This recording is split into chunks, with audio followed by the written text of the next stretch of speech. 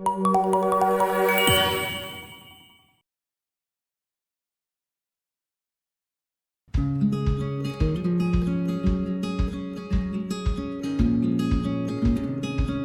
at Filipina Shell Foundation always believe that there is power. There's power in knowledge. There's power there in education to change lives. However, we also realize that opportunity is really not enough. It really takes your part, determination, resilience, and courage to change that opportunity into something really, really meaningful. And this milestone is also a reminder that no one also succeeds alone. So congratulations to the Medical Scholarship Program, Technical Vocation, Caregiving Batch 3 and 4 graduates. We got you here. It will open the door for you. You would have to step through that door. It is now up to you. I know that this is part of your dream, but like I always tell my kids, you need to dream bigger.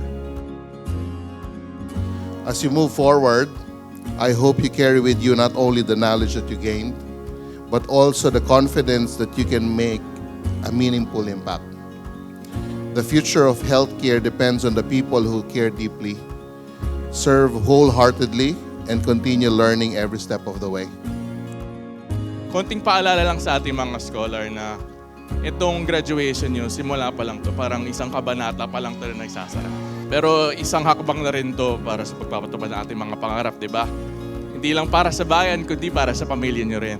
Mula sa Batch 3 Joy at Batch 4 Love, muli po kaming lahat nandito, taus-puso po kaming nagpapasalamat sa Bloomberry Cultural Foundation, sa Pilipinas Shell Foundation, at sa Asia Pacific Caregiver and Healthcare Training Center. Thank you for investing not only in our education, but also in our potential. From the bottom of our heart, thank you. Your generosity has changed our lives, and for that, we will always be grateful. We are proud of you.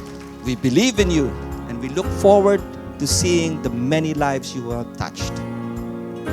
So coming from all of us in Filipina Shell Foundation, sama-samang pagtulong, sabay-sabay na pagsulong. Maraming salamat po sa inyo lahat.